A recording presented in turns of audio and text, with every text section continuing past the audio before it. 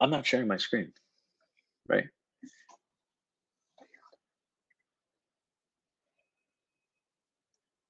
Hey there. Hey, Ryan. How are you? Wonderful. Good. You've been going at it. I know. It's been a long 8 days, especially for Janet and Andrea. I don't think they've slept in a week. So is Janet Janet? I think we're waiting for Janet to come in, Ryan. No problem. No, it's great that you guys took the time and effort to put this together. It's can't just stop talking as an industry for 3 months or longer. I would agree. I agree. It's actually amazing because I think some of these talks, which are really important, you would never get 400 or 500 people to listen, right, at a trade show because everybody's constantly moving around and has their agenda. So I think a lot of people's voices have gotten heard, which is awesome. Yes. There's no fighting over the shiniest object to keep people's attention. Now it's just hoping that your 3-year-old doesn't take your attention away from half your attendees. Right. So far, so good. Where is Janet? Yeah. Yeah, you can do it. It'll be super loud. I'll mute it. Go ahead.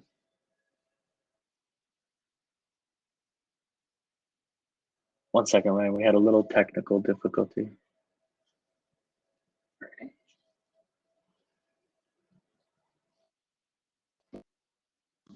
Perfect. All right, everyone. We are now starting our fireside chat on the future of additive manufacturing.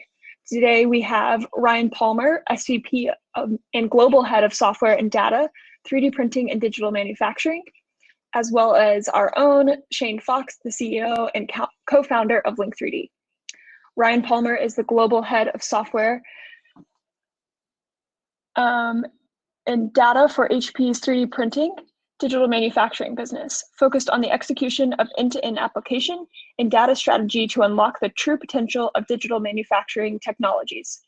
Prior to joining HP in 2018, Ryan was the co-founder and COO of Z Health Documentation, a software startup for interventional cardiology and radiology surgeons. In this role, he built and led a team of 40+ developers to create a scalable and flexible medical coding platform for some of the world's largest healthcare corporations. Ryan began his career turning disruptive innovations into products at Additive and Intel, leading platform and digital architecture teams to advance innovation in wearables and consumer IoT. At Intel, Ryan served as the chief platform and product engineer and was the principal architect of the Intel Curie SoC. At Additive, Ryan worked on the world's first smart shoe and was a key member of the innovation team, owning the complete engineering delivery for over 11 commercial products. All right, somebody gave you guys a good bio on me. So. All right. Yeah, what a bio, Brian. That was a good kickoff, Ryan. Good. So I think for today, you and I have been talking, and we wanted to keep it quite organic. I think folks can chime in and ask questions. So maybe we'll, in between everything, we'll field some questions. I know people are probably excited that HP is up here speaking with us. So Andrea, maybe you could just filter some questions and tell me. But Ryan, the first thing I think everybody probably wants to know is how are you? How is HP? And how has the response to COVID at HP been going thus far? Sure, right. That's the reason why we're all doing this conference from our houses. So HP is a very interesting company to be a part of during this once in a lifetime scenario that we're all going through, because of how big HP is as a company and its reach. You get to see firsthand the impact of this on people's lives. So we have a big presence in Europe, in Spain, and in Italy. Many members of my team and everyone in those sites is tremendously affected by this. So in those countries, it's already reached the point where if a member of your family isn't sick, then someone who a member of their family is sick. So we have taken the steps as a company to prioritize the health and and safety of our employees, and then also continue the business. So working from home is the new norm across all of HP, and the employees that do need to stay on site to work with hardware and such, they are, we're taking a number of precautions to protect them. Overall, though, HP is weathering this quite well because we're in a number of industries that are going to be, have continued demand, if not increased demand, as a result of these. Home offices need to be outfitted with printers and PCs going forward. But I do want to take an opportunity to say that this is going to hit close to home. If it hasn't hit close to home yet, for those of us in the U.S. or other parts of the world, it will. So HP has really rallied around utilizing our 3D printers of our digital manufacturing network partners, and trying to serve as at least one of the beacons of how 3D printing can help this. So I handed a link to a website that we're hosting where we have submissions for part designs. We're printing those part designs on printers at our different sites and with partners, and providing those for hospitals. So design file submission as well as requests for parts are being managed through that website. And internally, we have well over 600 volunteers for printing parts, evaluating parts, and getting the rapid response capabilities of 3D printing to bear on this problem. So a lot's going on. We have daily task forces to make sure that we're doing what we can, because in some of those countries, where hours can save lives if you get the right type of equipment to them. So that's right. And Ryan, is it does Janet or Andir, do we have access to that link that we can post to the audience? We do. Okay. Great. So I encourage everybody to go check it out. There's some cool designs on there, and we're trying to coordinate across a number of fronts. Okay, great. Yeah, Janet, maybe you can. So we're almost 300 people here. Maybe we can post it in the chat so people can see it. Mm-hmm. So Ryan, I'm curious to know. I mean, internally at HP, albeit this is it's unfortunate what's happening, but what is HP's outlook on the opportunity for the supply chain and this disruption? Do you feel that? What do you feel? How do you feel that this is going to impact 3D printing? I think a lot of people would be curious to know that. Yeah, I do too. So I think short term, this is going to be just as disruptive for 3D printing and digital manufacturing as it is for most industries. But going forward, I see this potentially as a turning point for the industry, because when you look at our value propositions, right? Flexibility and digitization of the supply chain is one of those things we like to talk about. It sounds really cool, right? You can get access to parts much easier. You don't have this you're not really locked into this, make everything in Asia and ship it around the world supply chain that, HP is one of the global leaders at. Our supply chain manages well over 200,000 channel partners. And so we're getting to see how this is disrupting that all around the world.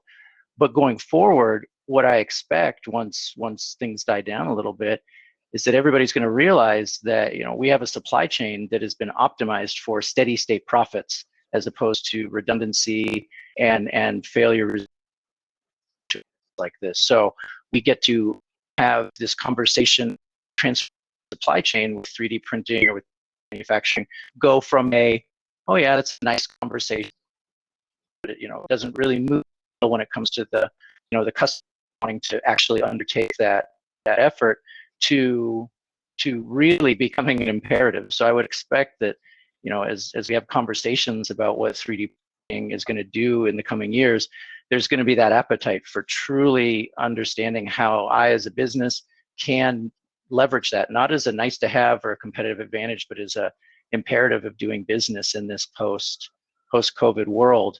And we see some of that with some of our digital manufacturers today. I don't have any concrete data about what exactly is happening, but I know that companies like Smile Direct, which we work closely with, have the opportunity whether through, business reasons or altruistic reasons. When you have a truly end-to-end digital manufacturing environment, it's kind of like, the way I like to think of it is you have compute cycles to spare, right? Whether you solve a physics simulation or you're playing a game, it doesn't really matter. Digital manufacturing can kind of, in the future, become something like that, where as a manufacturer, you can adapt very, very quickly to these types of peak demand, transitions in demand, and take advantage of that. So this can be huge for us in digital manufacturing. I think ultimately it will be positive because the value proposition that we bring to the table solves this problem that is now very, very real for a lot of people. Yeah, I agree. It's going to be very interesting to see the outcome. So would you say digital manufacturers will be the winners after all of this? If there are any winners, then we will be one of the industries that benefits and transforms as a result of this. Because what are the problems, right? We don't have enough equipment, right? These are the types of problems that we can directly address. Yeah, no, it makes sense. Makes sense. Okay, so let's get off COVID and talk Sure. a little bit more about HP and yourself. I think before we kind of go into anything about HP, as you and I have gotten to know each other, and personally, I think for folks here who are either in startups or at big corporations, what I've admired about you, and I think we've talked about it, is the fact that you came from the startup world. You moved at 120 miles an hour and took no for, never took no for an answer. Now you've gone to HP, which is one of the biggest brands in the household today across the globe.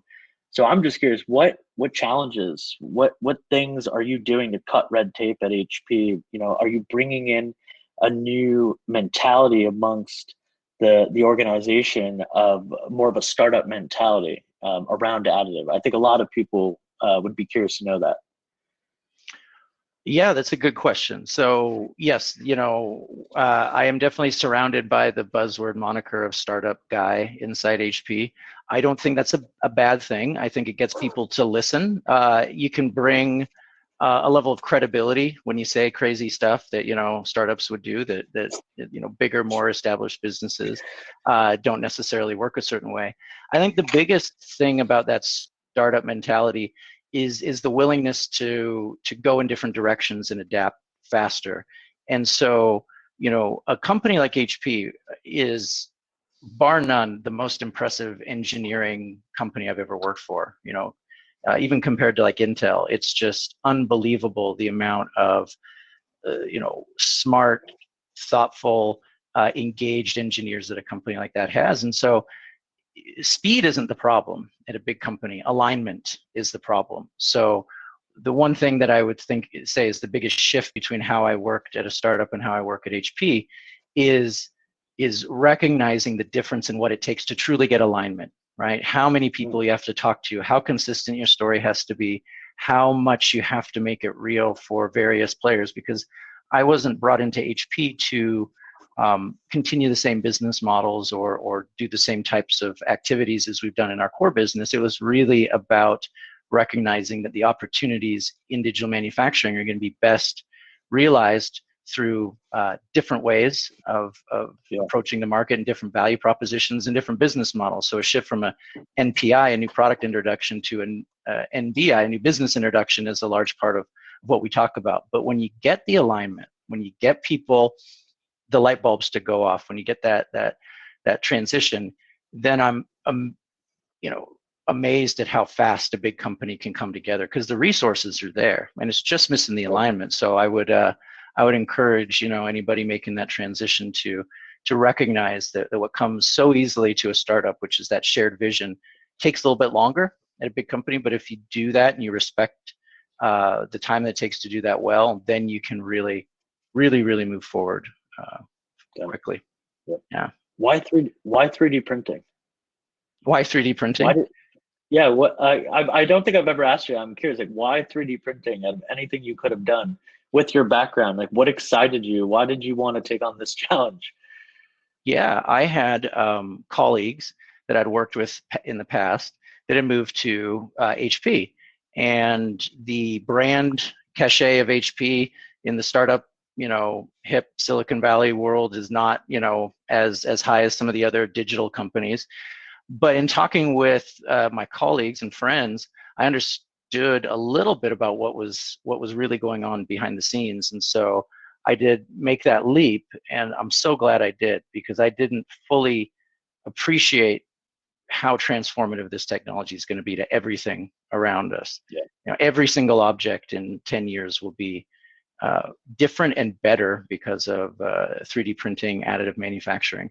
It's just a fact. So I've drank the Kool-Aid heavily, and my background is also as a hardware guy. I'm a double E, so working in wearables at those consumer companies, had to do all the hardware, write all the firmware, connect all the dots all the way up to the mobile and cloud experience. And so you see a lot of that in distributed manufacturing. Right. So a lot of those same architectures where you do compute and processing at many steps along the way, whether it's a 3D file or the telemetry from the machine, these systems were able to, be built in such a way that you get that value, and it looks very similar to work that I'd done in the past. So it all clicked, it all fit together, and it's by far the favorite place I've found myself in my career.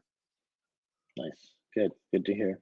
So speaking of architecture and technology, so I was really lucky, along with Vishal and Mike, our president, to have gotten to spend a day with you and Anthony Graves in Palo Alto. And I think I had mentioned to you that I was just blown away. I've been to almost every OEM out there, and HP just blew me away with all of the innovation and patents and just excellence around engineering and the products I saw. And I like to tell myself that I got to see some things that no one gets to see. Whether that's true or not, I don't know.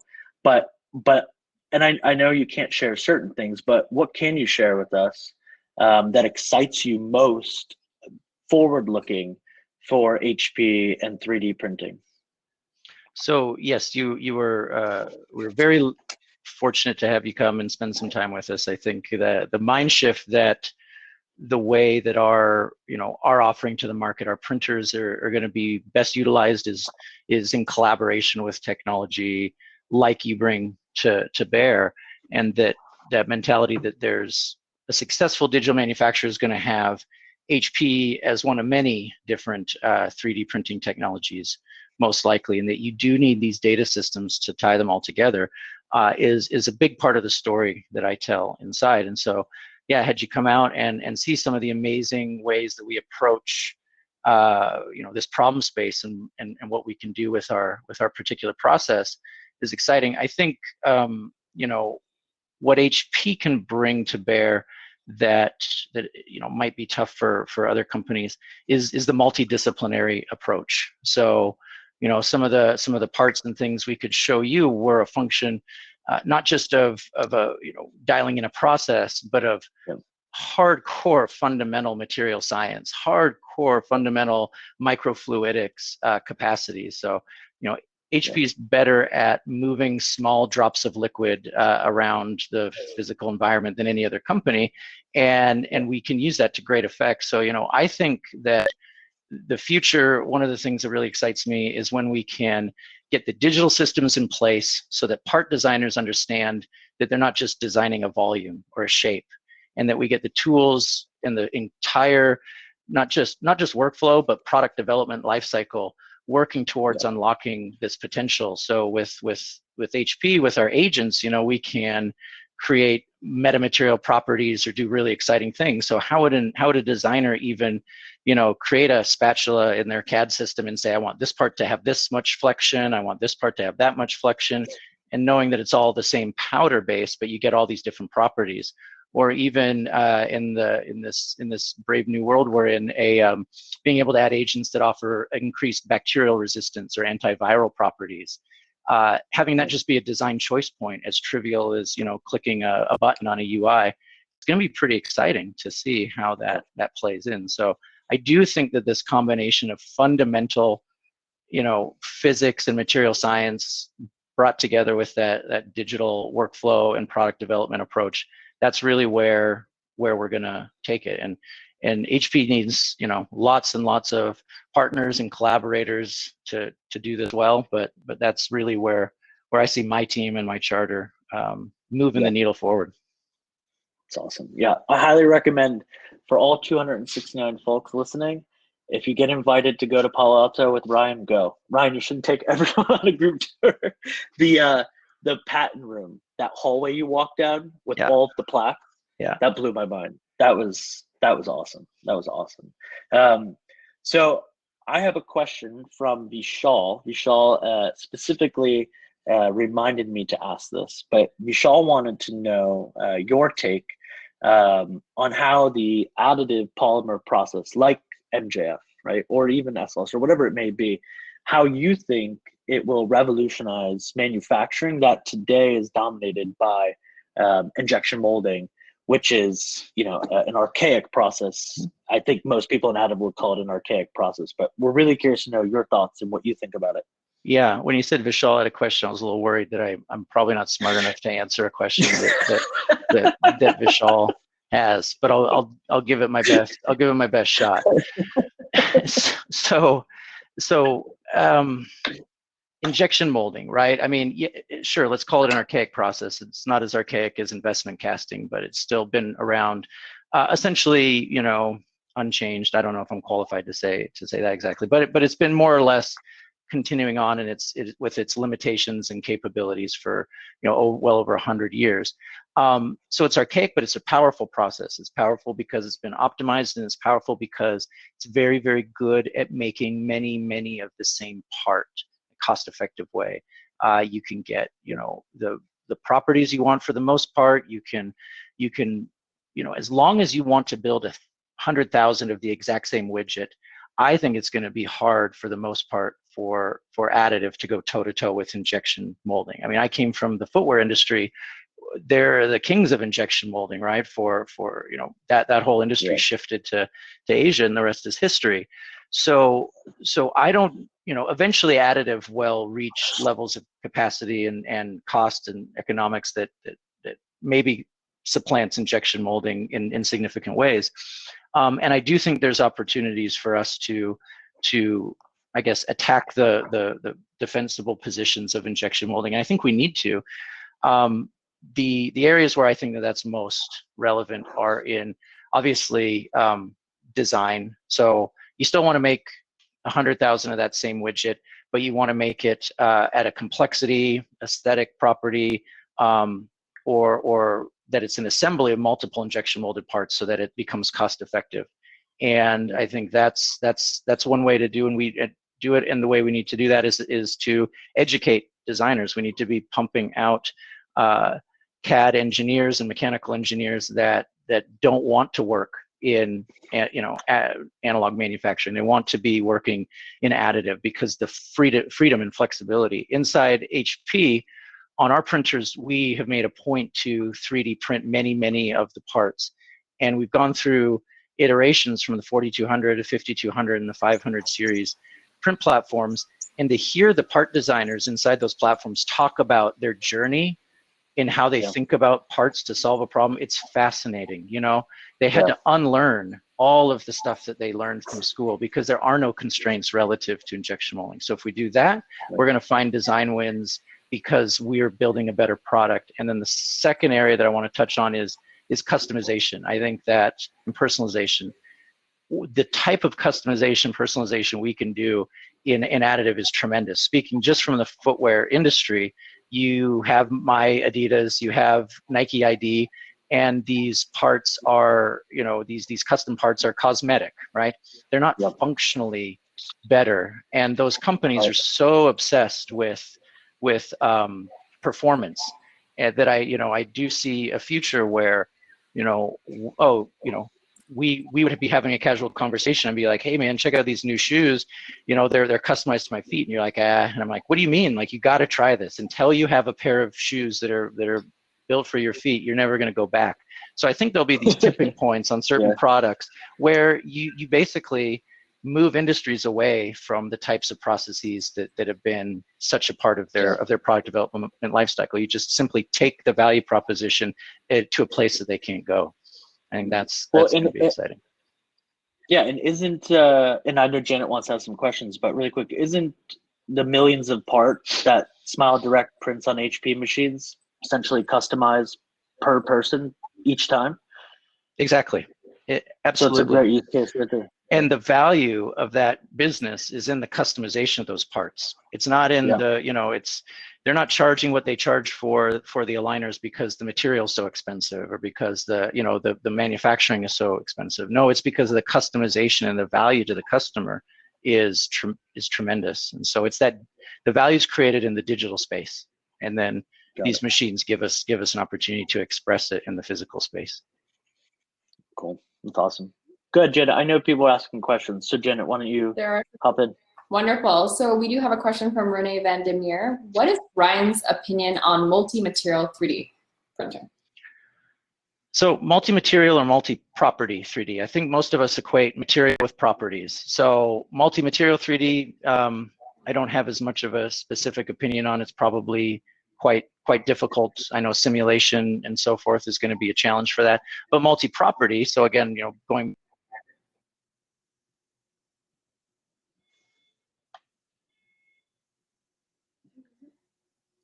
Oh no, not in the middle of that answer. I was super curious to hear what he was going to say.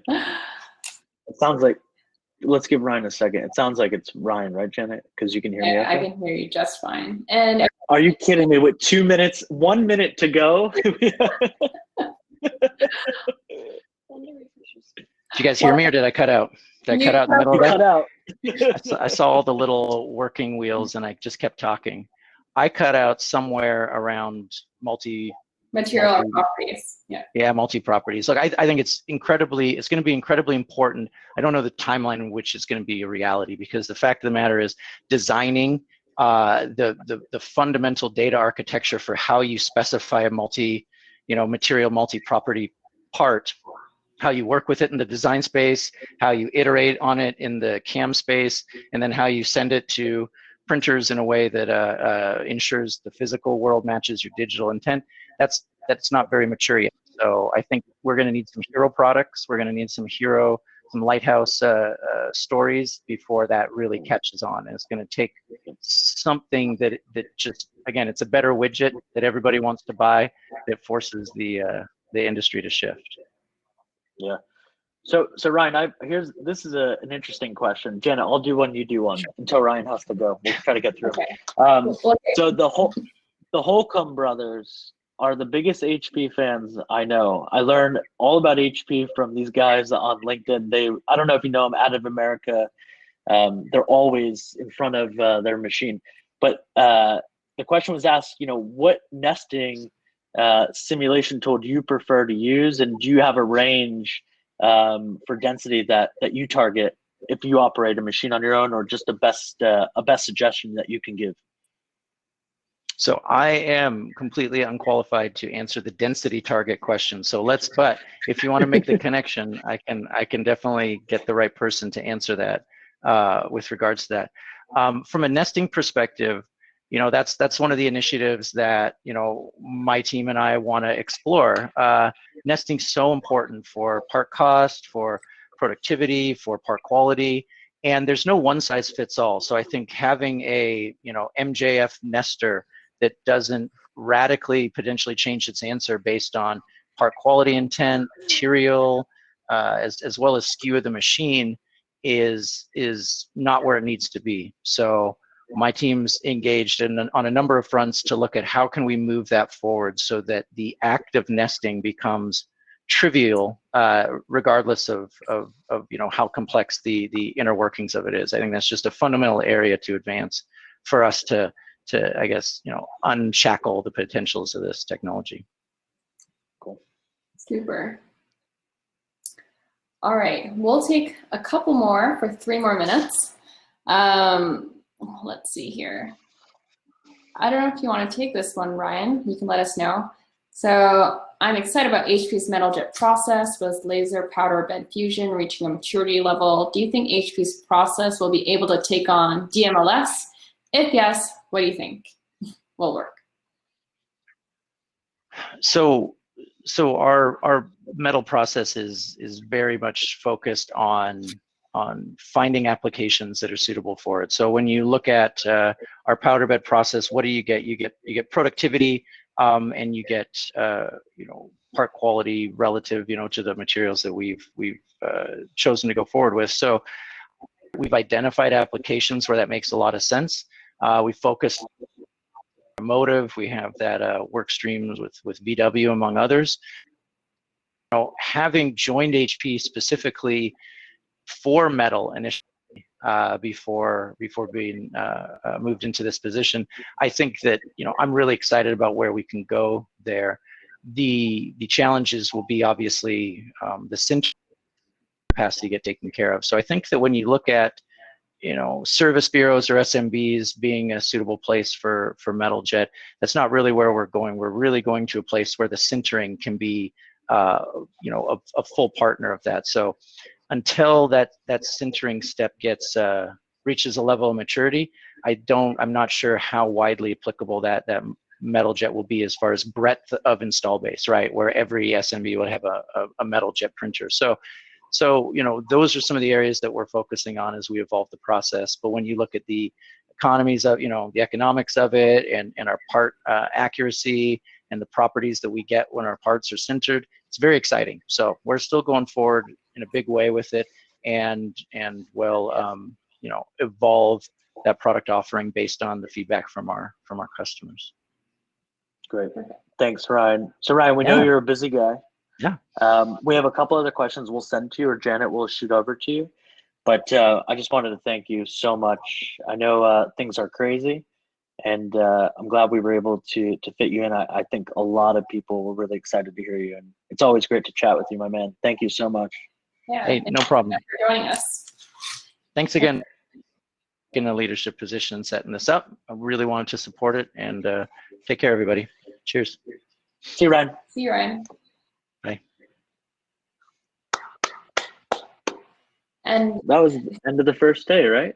And we're doing networking, but sorry, Jan, I didn't mean to interrupt you, but that was awesome. That was basically a wrap up of the first day. Thank you everyone for joining us. We really appreciate your time. We know that we came up with this conference last week, and we were so humbled and overwhelmed with so many wonderful speakers to join us. So let's raise a glass for everyone joining us, and we hope that you could cheers. We hope you can join us for the next bring your own happy hour drinks to the next networking event. And Janet, really quick, what time are we getting, so everyone knows we have a good schedule? Tomorrow we're getting kicked off on Pacific time, right? Exactly. Great note. So tomorrow we will be launching day 2 of the Digital Additive Manufacturing Conference. We'll put a link into the group chat, and we welcome you to join us for a second day filled with amazing speakers. It will start at 8:30 a.m. PST time zone, which is 11:30 a.m. Eastern time zone. We got some feedback that we should just keep it Central time zone, so we'll do that next time. So thank you so much, everyone, for joining us, and we look forward to connecting with you tomorrow. Great Thank you. job. Great Bye. job.